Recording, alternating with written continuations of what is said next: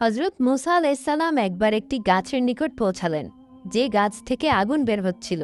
সেখান থেকেই আল্লাহ তাআলা হজরত মুসার সঙ্গে কথা বললেন। কুরআন মাজিদের সূরা কাসাস এবং সূরা তোহায় বলা হয়েছে, হে মুসা, আমি আল্লাহ, সব সৃষ্টি জগতের প্রতিপালক। আমি তোমার রব, তাই তুমি তোমার জুতা খুলে ফেলো, কারণ তুমি পবিত্র উপত্যকা তুয়ায় অবস্থান করছো।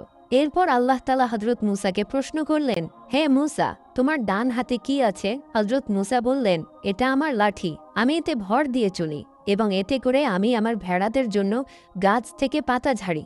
আরও অনেক কাজে আমি এটা ব্যবহার করি। আল্লাহ তাআলা বললেন, তোমার লাঠি মাটিতে ফেলে দাও। হজরত মুসা আলাইসাল্লাম যখন লাঠিটি মাটিতে ফেললেন, তখন তিনি দেখতে পেলেন সেটি একটি সাপের মতো দ্রুত নড়াচড়া করছে।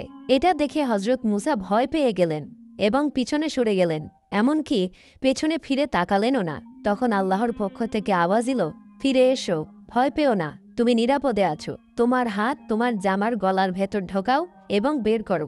হজরত মুসা যখন তার হাত গলার মধ্যে ঢুকিয়ে বের করলেন, তখন সেটা ঝকঝকে সাদা ও উজ্জ্বল ছিল। এতে কোনো দাগ বা ত্রুটি ছিল না। এরপর হজরত মুসা আরেকটি আওয়াজ শুনলেন, তোমাকে আল্লাহর পক্ষ থেকে এই দুটি নিদর্শন দেওয়া হয়েছে, যেন তুমি ফিরাউন এবং তার সহযোগী জালিমদের মুখোমুখি হতে পারো, কারণ তারা সবাই অবাধ্য। তোমার দায়িত্ব হলো তাদের উপদেশ দেওয়া এবং সঠিক পথের দিকে দাওয়াত দেওয়া। যদি তারা তা না মানে, তাহলে তাদের সঙ্গে যুদ্ধ করো। হজরত মুসা আলাইসাল্লাম বললেন, হে আল্লাহ, আমার ভাই হারুনকে আমার সহযোগী এবং মন্ত্রী হিসেবে নিযুক্ত করে দাও। আল্লাহ তাকে নবুয়তের মর্যাদায় আসীন করে দিলেন। এরপর 3 দিন পর হজরত মুসা আলাইসাল্লাম তার ভাই হজরত হারুনের সঙ্গে ফিরাউনের দিকে যাত্রা করলেন।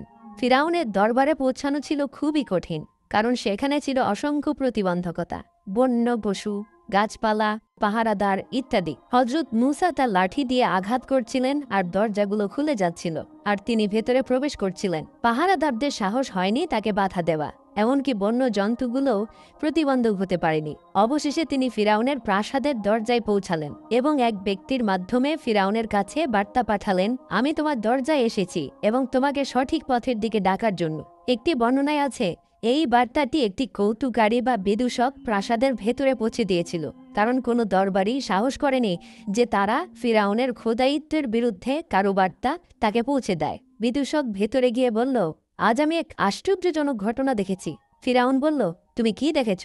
সে বলল, আমি তোমার প্রাসাদের দরজায় এমন 2জন ব্যক্তিকে দেখেছি যাদের পথ রুদ্ধ করতে পারেনি বন্য জন্তু, না পেরেছে তোমার মজবুত দরজা। তার এক অদ্ভুত কথা বলছে। ফিরাউন বলল, তারা কি বলছে? সে বলল, হুজুর, তারা আপনাকে আল্লাহ না বলে অন্য এক আল্লাহর কথা বলছে। তারা বলছে, আমাদের প্রভু সেই যিনি আমাদের, আপনাকে এবং পুরো সৃষ্টিজগৎকে সৃষ্টি করেছেন। এটা শুনে ফিরাউন রাগে অগ্নিশর্মা হয়ে গেল এবং আদেশ দিল, দরবারে আমার মন্ত্রী হামান এবং অন্যান্য কর্মকর্তাদের উপস্থিত করা হোক। যখন সবাই দরবারে উপস্থিত হলো, তখন হজরত মুসা এবং হজরত হারুন আলাইসাল্লামকে বাইরে থেকে ভেতরে ডাকা হলো। ফিরাউন হজরত মুসাকে ধমক দিয়ে বলল, তুমি কে? হজরত মুসা বললেন, আমি আল্লাহর একজন বান্দা। তিনি আমাকে মাটি থেকে সৃষ্টি করেছেন এবং শেষ পরিণতিও মাটি হবে। ফিরাউন বলল, আমি তো তোমাকে চিনি। আমি তো জানতে চাই, এটা সেই মুসা নয় কি যে আমার ঘরেই বড় হয়েছিল? তারপর একজন ব্যক্তিকে হত্যা করে পালিয়ে গেল এবং মাদিয়ানে গিয়ে শ্রমিক হিসেবে কাজ করতে লাগলো। ফিরাউন বলল, তুমি তো আগে আমার বাড়িতে বড় হয়েছিলে, তারপর এক লোককে হত্যা করে পালিয়ে গেলে, মাদিয়ানে গিয়ে বকরির রাখাল হিসেবে কাজ করতে লাগলে, এখন অনেক দিন পরে ফিরে এসে দাবি করছো যে তুমি নবী এবং আমার বাদে অন্য কাউকে খোদা বলে মানছ। মুসা, তোমার জন্য মঙ্গল এই যে তুমি আমার খোদায়িত্বের স্বীকৃতি দিয়ে দাও আর এইসব অদ্ভুত ও বিভ্রান্তিকর কথা বলা বন্ধ করো। হযরত মুসা আলাইহিস সালাম বললেন, হে ফিরাউন, তুমি হুশ করো, খোদায়িত একমাত্র আল্লাহর জন্যই সংরক্ষিত। তার বাইরে কেউ যদি খোদা হওয়ার দাবি করে, সে চরম ভুলে রয়েছে, তার পরিণতি ভালো হবে না, সে ধ্বংস হয়ে যাবে। শোনো, আমি মিশর ছেড়েছিলাম তোমার জুলমের কারণে, কারণ তুমি আমাকে হত্যার সিদ্ধান্ত নিয়েছিলে একজন কিপ্তিকে মৃত্যুর ঘটনায়। অথচ আমার ওই কাজ ইচ্ছাকৃত হত্যা ছিল না, আমি শুধু ফিতনা থামাতে চেয়েছিলাম, কিন্তু সে দুর্ঘটনাবশত মারা গেল। অথচ তুমি আমাকে বিনা কারণে হত্যার হুকুম দিলে। আমি আল্লাহর আশ্রয়ে মিশর ছেড়ে চলে যাই এবং মাদিয়ানে গিয়ে সময় কাটাই। এরপর আল্লাহ তাআলা আমাকে নবুয়তের মর্যাদা দান করেন এবং হুকুম দেন যে আমি যেন তোমাকে সৎ পথে ডাকি। সেই জন্যই আমি তোমার কাছে এসেছি এবং তোমাকে আহ্বান জানাচ্ছি, আল্লাহর একত্বে বিশ্বাস করো, আমার নবুয়তের মর্যাদা মানো এবং বনি ইসরায়েল জাতিকে মুক্তি দাও, তাদের উপর জুলুম নির্যাতন বন্ধ করো।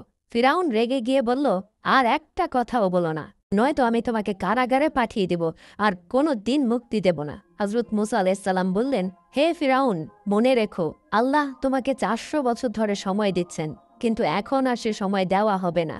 এই কথা বলেই তিনি নিজের নবুয়তের প্রমাণ হিসেবে তার লাঠি মাটিতে ফেলে দিলেন। লাঠি মাটিতে পড়া মাত্রই একটি বিশাল অজগর সাপের রূপ নিল। তার মুখ থেকে আগুনের শিখা বের হচ্ছিল, চোখ দুটো জ্বলছিল অঙ্গানের মতো, নাক থেকে ধোঁয়া বের হচ্ছিল, মুখ থেকে ভয়ঙ্কর গর্জন শোনা যাচ্ছিল। অবস্থা এমন ভয়াবহ হয়ে উঠল যে পুরো দরবারে হইচই পড়ে গেল। সেই অজগর সাপ যেদিকে ফিরত সেই দিকে সবকিছু পুড়ে ছারখার হয়ে যেত। এক পর্যায়ে সে ফিরাউনের দিকে রুখ করল। ফিরাউন যখন দেখল যে সেই অজগর তার দিকে আসছে, তখন সে মাটিতে মুখ থুবড়ে পড়ে গেল এবং কাঁপতে কাঁপতে বলতে লাগলো, হে মুসা, আমাকে বাঁচাও, মুসা, আমাকে বাঁচাও। হযরত মুসা আল্লাহর নির্দেশে তার লাঠিটি আবার হাতে তুলে নিলেন। এরপর তিনি তার নবুয়াতের আরেকটি প্রমাণ হিসেবে উজ্জ্বল সাদা ঝকঝকে হাত বের করে দেখালেন এবং বললেন, হে ফিরাউন, যদি তুমি আমার একটি কথা মেনে নাও তবে আমি তোমার জীবনের জন্য আল্লাহ নিকট 4টি বর চাইব। ফিরাউন জিজ্ঞেস করল, তোমার সেই কথাগুলো কি? হযরত মুসা আলাইহিস সালাম বললেন, আমার কথা হলো, তুমি আল্লাহ একত্ব স্বীকার করো এবং তারই ইবাদতের জন্য মাথা নত করো।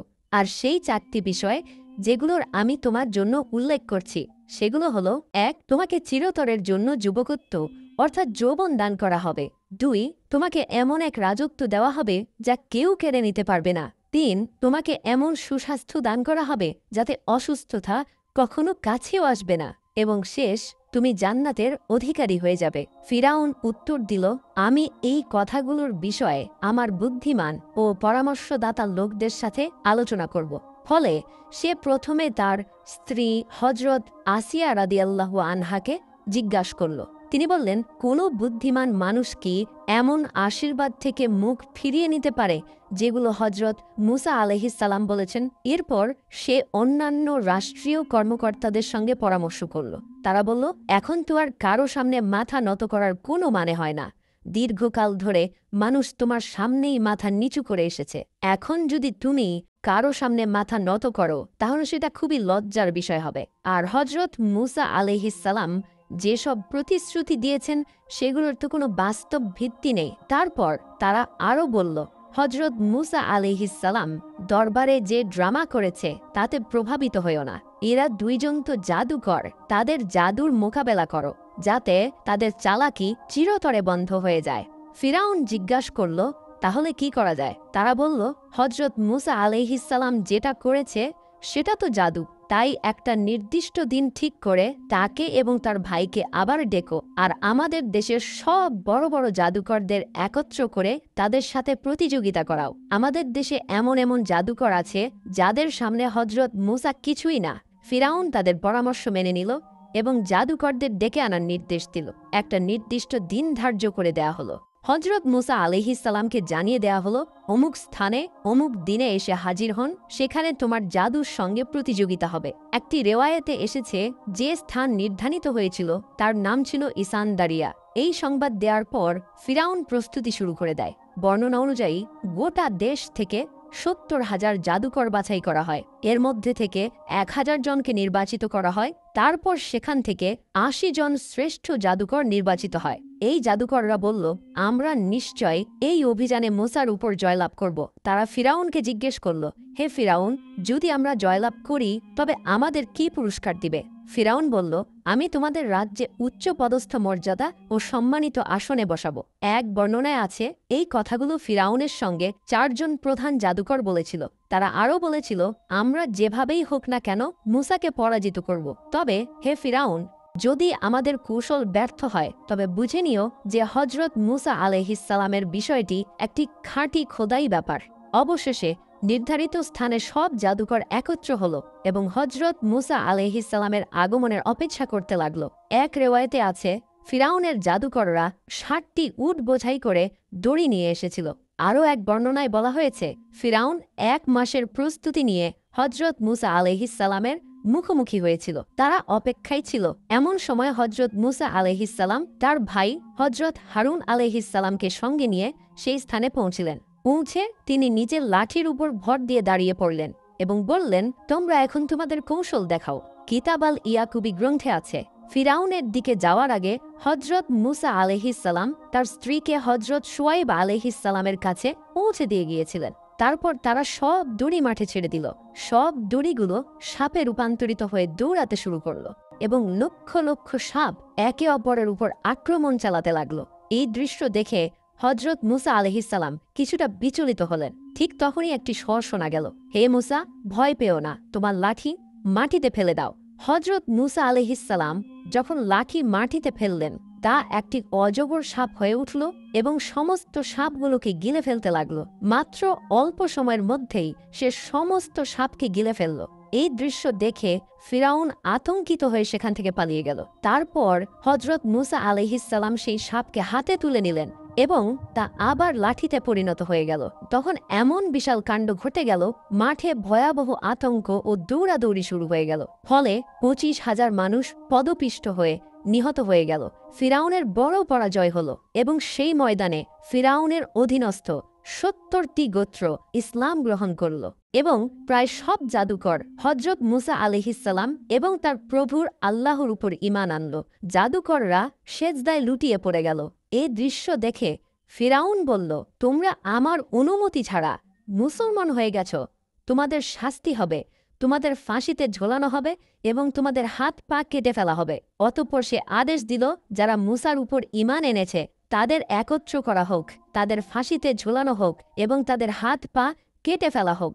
চলুনছে তাদেরকে হত্যা করা হলো। তারা বলল, আমরা হজরত মুসা আলাইহিসসালামের নবুয়তের এবং তার প্রভুর খোদাইত্বের প্রমাণ নিজের চোখে দেখে ঈমান এনেছি, তাই তুমি যা ইচ্ছা করো, আমরা ঈমানের জন্য যে কোনো কষ্ট ও শাস্তি সহ্য করতে প্রস্তুত। ফিরাউন যখন তাদের এই দৃঢ় সংকল্প ও অটল ঈমান দেখল এবং বুঝে গেল যে এরা আর কোনোভাবে ফেরাবে না, তখন সে আদেশ দিল, তাদের হাত পা কেটে ফেলা হোক এবং তাদের ফাঁসিতে ঝুলিয়ে হত্যা করা হোক।